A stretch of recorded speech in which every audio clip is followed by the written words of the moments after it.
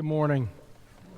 It's good to see you all on this beautiful August Sunday morning when we hear these words from Ephesians. Sleeper, awake. Rise from the dead, and Christ will shine on you. Sleeper, awake. One of Wesley's favorite passages that he preached from occasionally, wrote a sermon about. It resonates with me today. Since Thursday evening, Kim and I have been watching our 14-month-old granddaughter. And there is a reason God gives young people children. Oh boy, tell me. That's a different kind of exhaustion. On the one hand, you'll love every minute of it. On the other hand, you're like, she doesn't stop. She's asleep or she's awake. Sleeper, awake. Made me think about having those moments in life when maybe you've had them when your eyes glaze over, you drift off somewhere else. Your mind quiets, you sort of fade into the mist around you. Everything, you're oblivious to everything going on around you. As if you're in almost some kind of trance. It probably doesn't last long. It may just be a few seconds. But all that is going on around you seems lost in the moment. Maybe you're driving along and suddenly you regain attentiveness. You didn't even realize you had lost it, but now you're some distance down the road and you have no idea how you got there, and you don't remember anything that was in between point A and point B. And you get to point B and something calls you back, maybe probably your wife. You still with me over there? You awake? You paying attention? Probably doesn't happen often, and that's a good thing, and you don't want it to happen too often, driving or walking, fall off the curb and turn an ankle. But I bet we've all had moments where we feel like we're going through life kind of asleep, unaware. This morning's reading from Ephesians presents us with a more serious kind of lack of awareness, a more significant sleep that plagues us from time to time. It's a part of the human condition, something that Paul says we can't get ourselves out of, and that we need God to help us, God to call us back. Hey, are you still with me? Paying attention? Are you awake over there? Calling us back to the world around us, back to relationship, back to life, back to reality. Ephesians tells us you can be dead asleep while walking around wide awake. You can be going through the motions of life, but not awake to your life.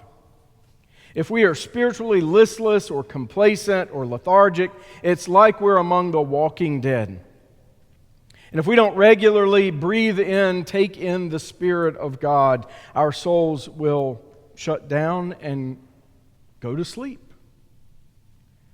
And how sad it would be, Ephesians points out, how sad it would be if we go through life only to come to the end of our lives and realize that we've missed it.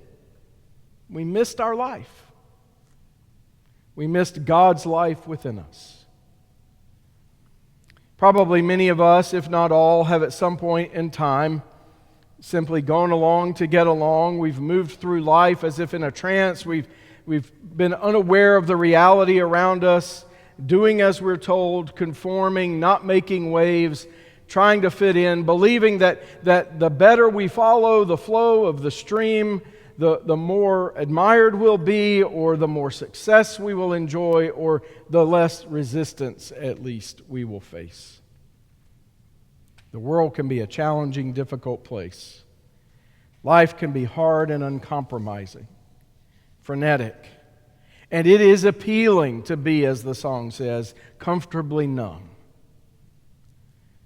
But friends, it is never God's desire for us to sleep through life. There's a way in which sin can be understood as a kind of refusal to wake up and see what's going on right in front of us. And the wages, Paul says, the wages of sin is death. The spiritual death that strangles us, even when we're an amazing success or the life of the party. The spiritual death that keeps us numb to the beauty and the goodness around us. And the spiritual death that robs us of relationship. The world oftentimes teaches us to avoid, to stay asleep, to not wake up. It's easier that way. But Paul says living in this way is a kind of walking death. It's an alienation from the God who loves us, and it's a missing out on the life that really is life. We all find ourselves spiritually asleep from time, both as congregations and as individuals.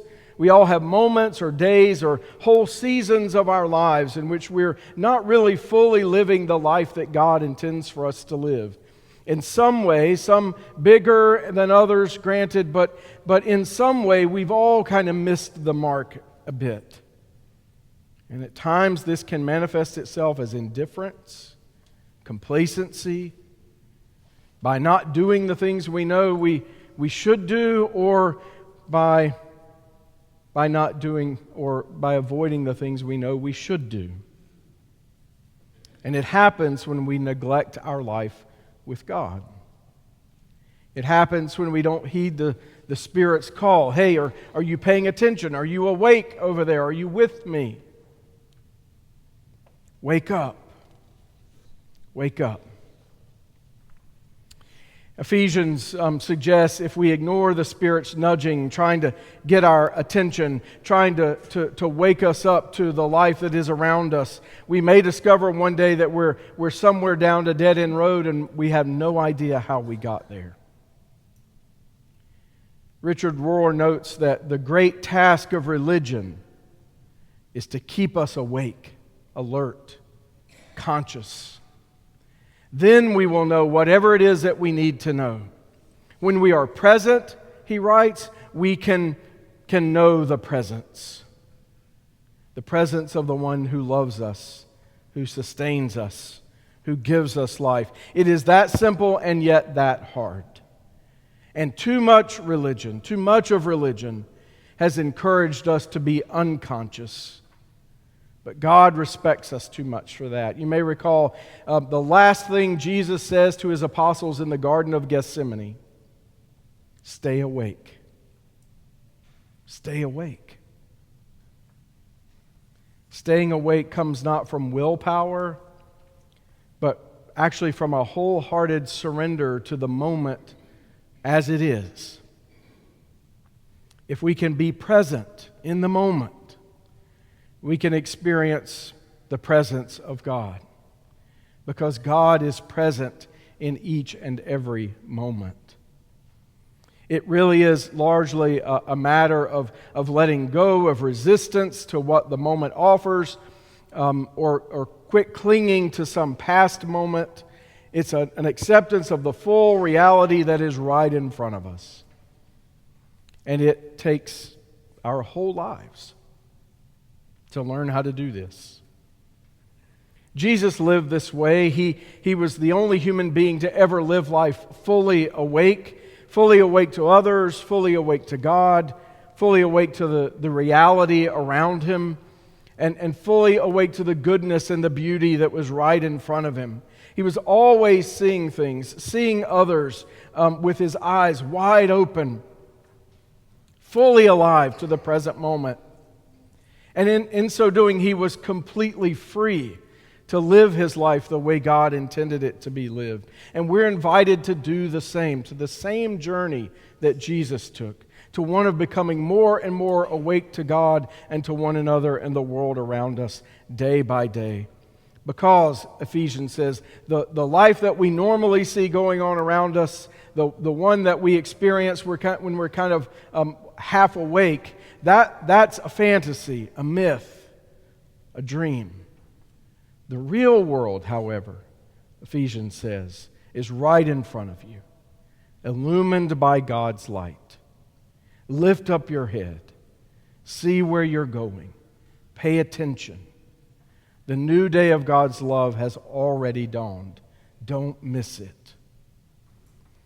Tim Keller tells the story of a man who was certain there is no resurrection from the dead.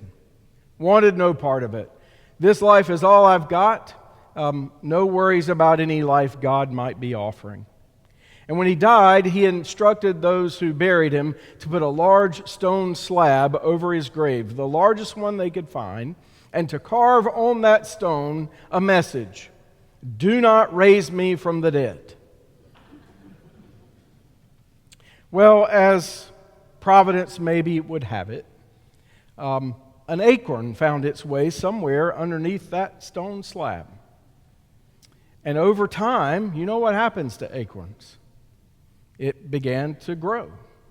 And it grew, and it grew, and it cracked the slab in two, and became a towering oak tree rising up from that place of death. A sign of life.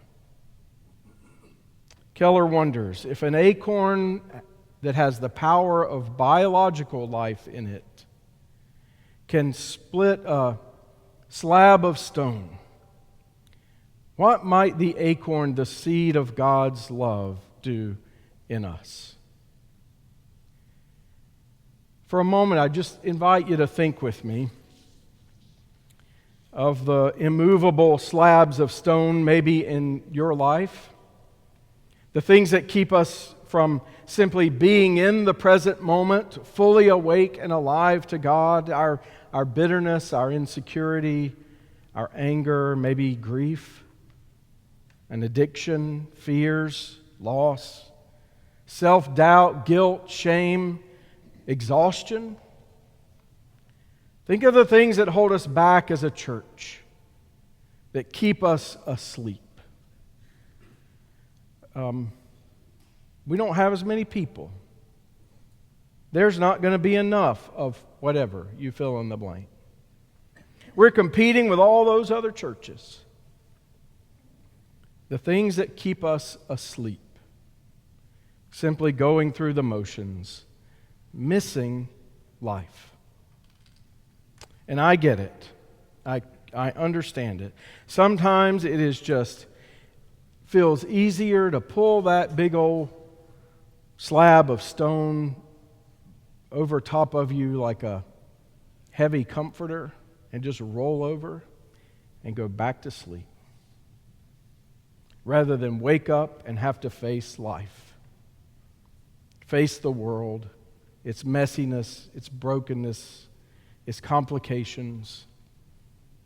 That's when we need to be reminded that Christ, who loves us most, who wants the best for us, it is like an acorn, a seed of God's new life, always with us, planted in the midst of that brokenness and mess. And that seed of love is more than enough.